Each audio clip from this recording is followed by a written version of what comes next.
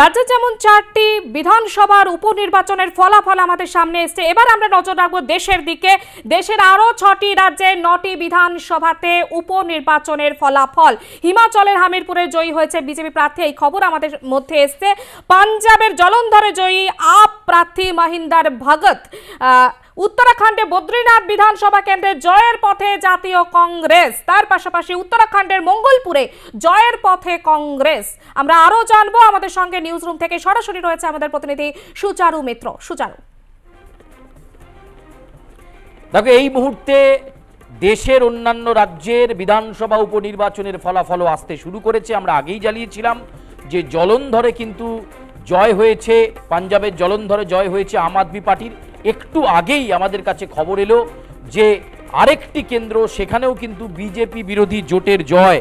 হিমাচল প্রদেশের নালাগড় বিধানসভা কেন্দ্র, সেই নালাগড় বিধানসভা কেন্দ্রে হরদীপ সিং বাওয়া তিনি তার নিকটতম প্রতিদ্বন্দ্বী বিজেপির কেএল ঠাকুরকে 8,990 ভোটের ব্যবধানে পরাজিত করে জয়লাভ করেছেন। ফলে যত সময় এগোচ্ছে ততই দেখা যাচ্ছে যে বিধানসভা যেগুলো রয়েছে তার উপনির্বাচনে কিন্তু অধিকাংশ ক্ষেত্রেই বিরোধী রাজনৈতিক দলগুলো, বিশেষ করে ইন্ডিয়া জোটের ফলাফল ভালো হচ্ছে এবং এক্ষেত্রে আমরা সেটাই দেখতে পাচ্ছি। বদ্রীনাথ, উত্তরাখণ্ডের বদ্রীনাথ, সেখানে 15 রাউন্ড গণনা হওয়ার কথা, 15 রাউন্ড গণনা হয়েও গেছে। কম্পাইল রিপোর্ট আসতে হয়তো মিনিট খানেকের অপেক্ষা। সেখানেও কিন্তু জাতীয় কংগ্রেস জয়ের পথে।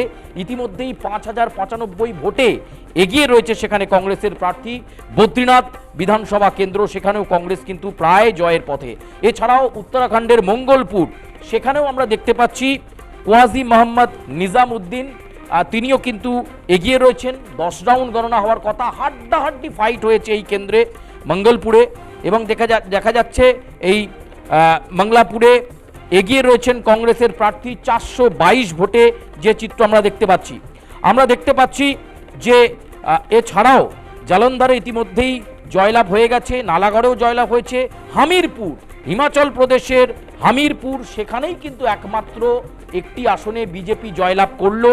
হামিরপুর বিধানসভা কেন্দ্রে ভারতীয় জনতা পার্টি জয়লাভ করেছে 1,571 ভোটে। হিমাচল প্রদেশের রেজাল্ট যেমন বলছি, একই সঙ্গে বিহারের রুপৌলি, সেই রুপৌলি বিধানসভা কেন্দ্রে 12 রাউন্ড গণনা হওয়ার কথা, 11 রাউন্ড গণনা হয়ে গিয়েছে।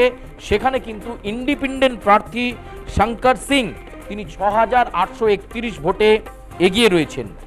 এছাড়াও দেড়া বিধানসভা কেন্দ্র, হিমাচল প্রদেশের দেড়া বিধানসভা কেন্দ্র, সেই দেড়া বিধানসভা কেন্দ্রতেও জাতীয় কংগ্রেস জয়লাভ করেছে। সেখানে জাতীয় কংগ্রেসের প্রার্থী 9,399 ভোটে জয়লাভ করেছেন তার নিকটতম বিজেপির প্রতিদ্বন্দ্বী হোসিয়ার সিংকে পরাজিত করে।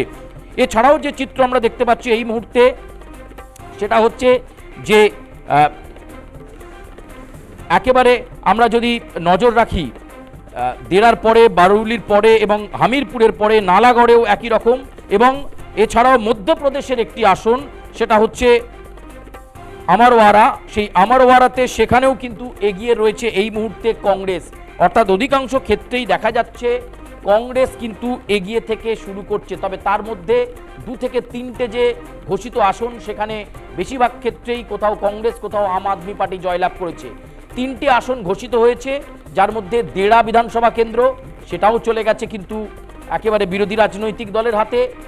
এছাড়াও আমরা যে আসনগুলোর ওপর নজর রাখছি তার মধ্যে দেড়া, নালাগড় এবং তার সঙ্গে জলন্ধর, এই 3টি আসনই কিন্তু বিজেপির হাতছাড়া হয়েছে।